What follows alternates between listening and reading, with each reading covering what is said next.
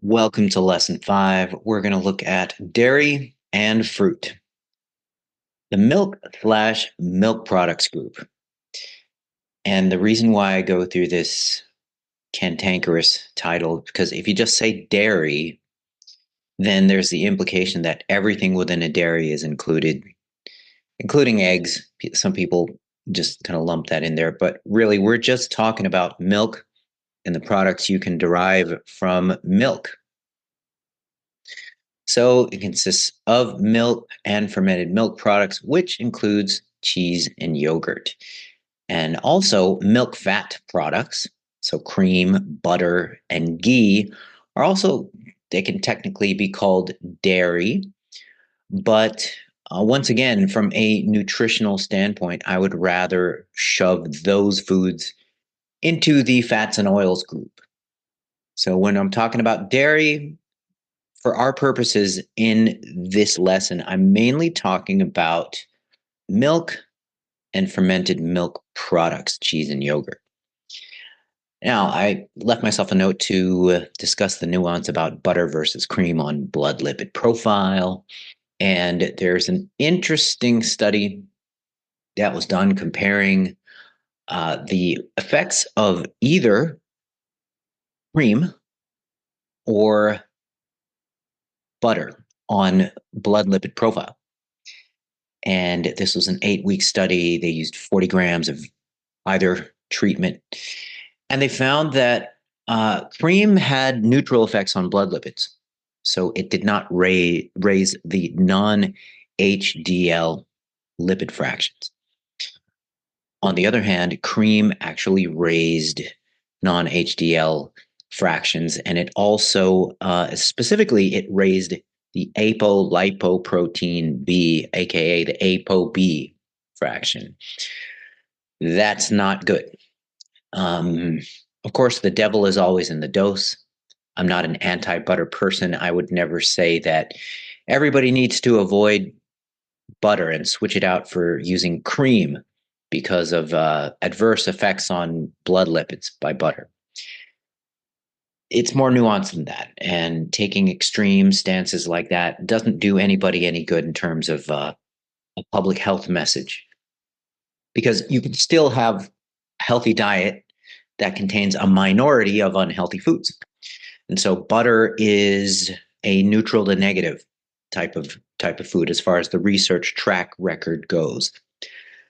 Cream looks pretty dang neutral, and the reason why in this head-to-head comparison that cream outperformed butter, or at least didn't show adverse effects on blood lipid profile, is because cream contains something called milk fat globule membrane, MFGM. So the MFGM has apparently protective properties from a cardiometabolic health standpoint. And the MFGM is essentially churned out of butter, and it's missing from butter, and therefore you don't get the protective benefits of that if you have butter instead of cream.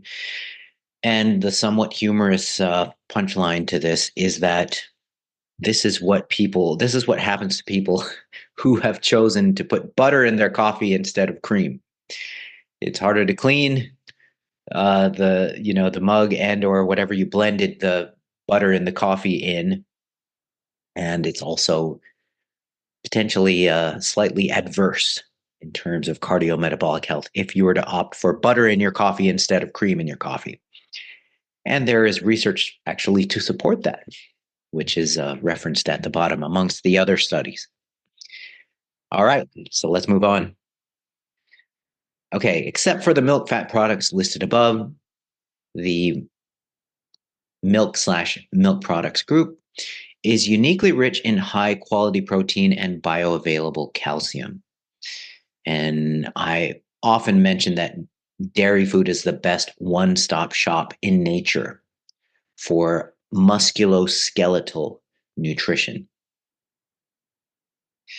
In addition to protein and calcium, the milk and milk products are rich in phosphorus, vitamin A, vitamin D, And this is particularly in reference to products fortified with vitamin D, which a lot of milk products are. It's also rich in riboflavin, vitamin B12, potassium, zinc, choline, magnesium, selenium, and in the fermented dairy products like yogurt and kefir and foods along those lines. They also provide probiotics. So here's an important side note. The dairy group's protein contributions have a strong functional overlap with the meat slash protein rich food group.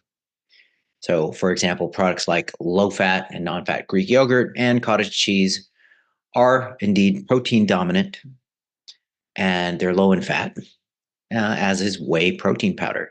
So, dairy proteins, casein and whey specifically, have consistently been shown to support muscular adaptations to training.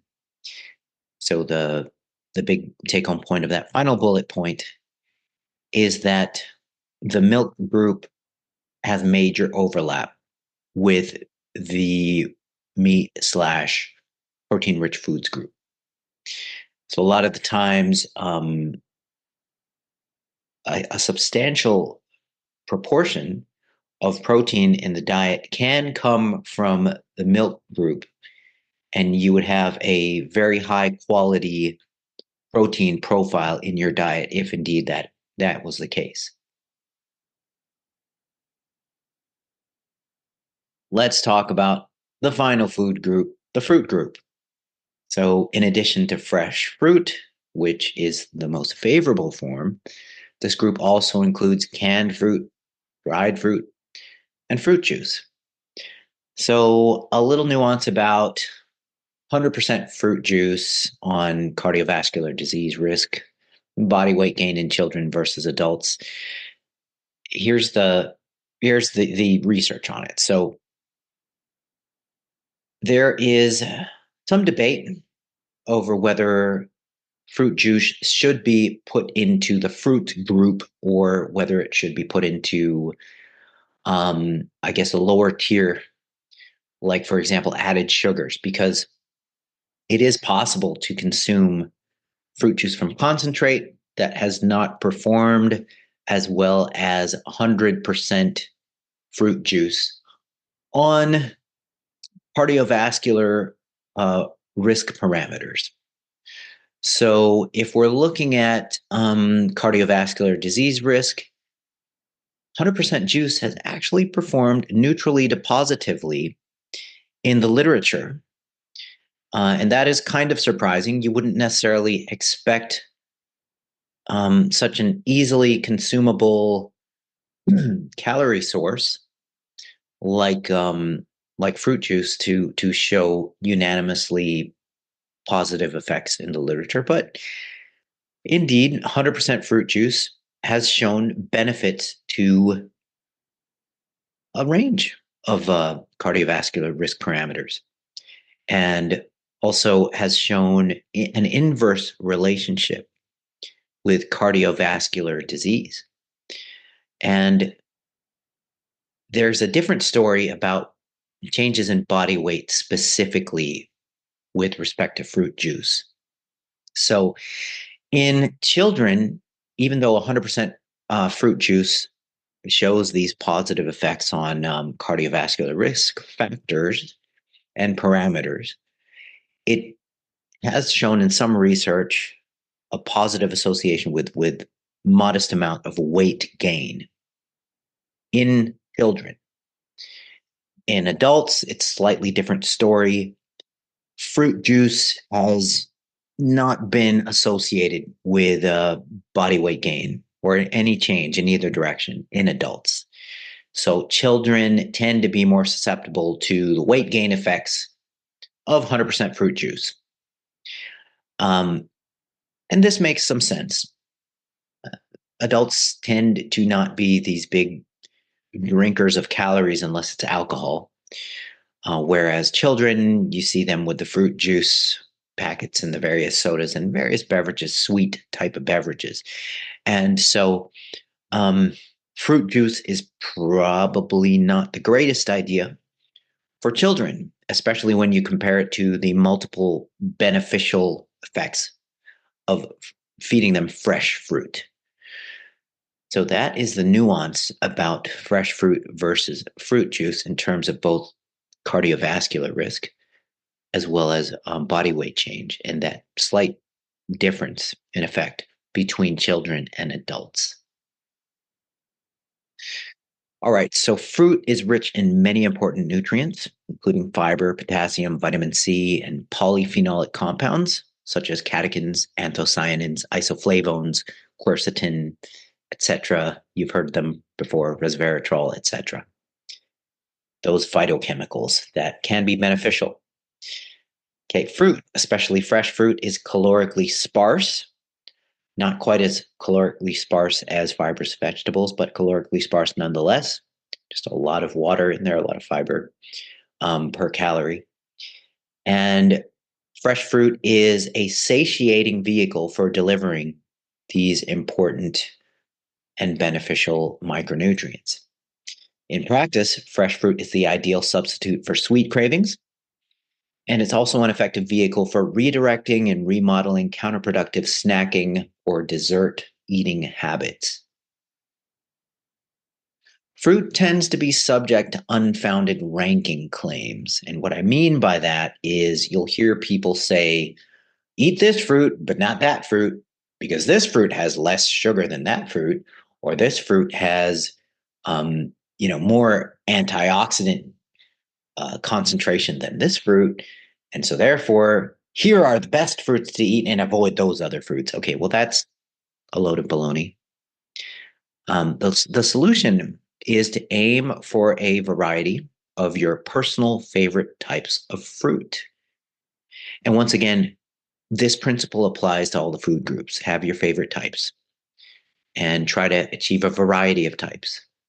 If you can get at least three different types, of course, three different types across the course of the week, then that's a good target. And this is because each type of fruit has its own unique nutritional profile and thus its own unique health benefit. I want to give the example of the berries versus banana comparison. So there was there is kind of this perpetual berry craze going on because berries are high in antioxidant nutrients and they're high in fiber and they tend to be lower in total calories per unit of volume than other fruits. Therefore, berries are put up on this pedestal. That's fine to point out those positives of berries, but when you start comparing them to other fruits and putting down other fruits, then that's when the problems and the unfounded claims start to surface. So a perfect example is blueberries versus bananas. So you'll hear some people say, avoid bananas.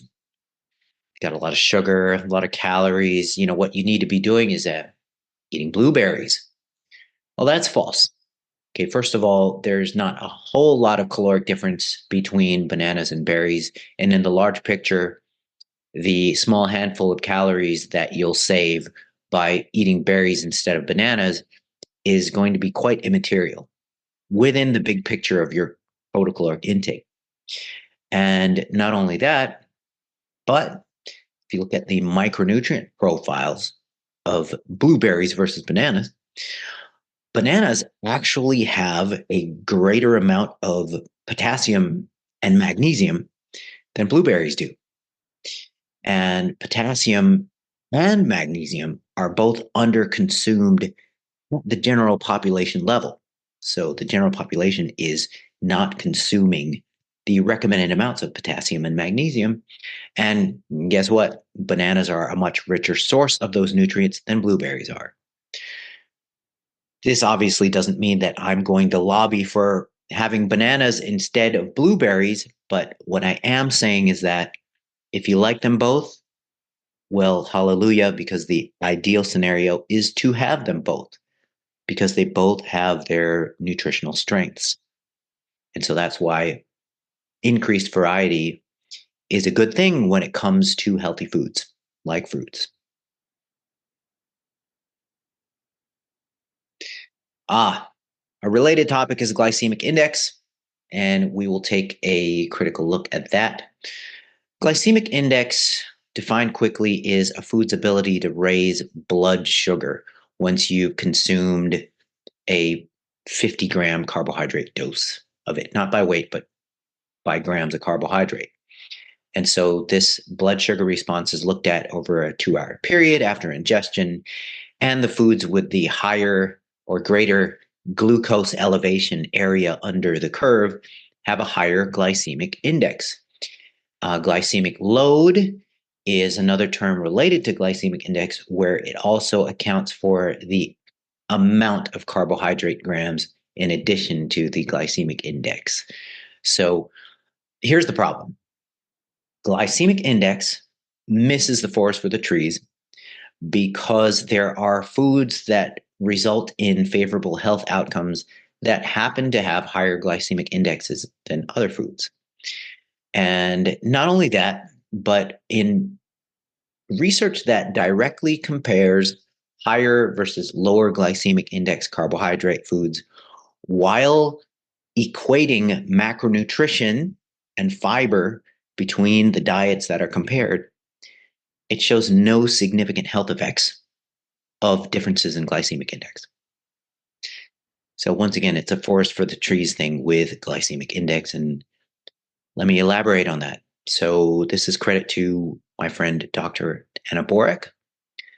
And she compiled a list of foods with the same glycemic index, but vastly different health outcome potential. So here you have the problematic foods on the left side, same glycemic index over here, with a shared glycemic index of non-problematic foods on the right side. And it is just an interesting look at how foods can have same glycemic index all the way from low to high, but have vastly different potential for either favorable health effects or unfavorable health effects. So once again, it's much better to choose a food on the basis of its health outcomes in the literature versus its glycemic index per se. Because there's low glycemic index foods, many of them with unfavorable health outcomes. And then the opposite of that for foods with high glycemic indexes and favorable health outcomes. So that is the point. And, I want you to just kind of take all of this in, and you can challenge me on any of this during the support calls as well. Glycemic index is one of those irrelevant distractions. Once you have the big picture covered, which is a diet predominated by whole and minimally refined foods, and if we're talking about carbohydrate quality, once you get a sufficient amount of fiber in the diet for the day, and this is achieved by default if most of your carbohydrate sources are whole and minimally refined, then you don't have to worry about a parameter such as glycemic index. Get the totals right. Get the food selection right. Don't miss the forest for the trees.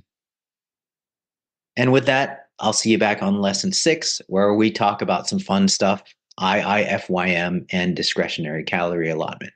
And we kind of take a walk through history on those things.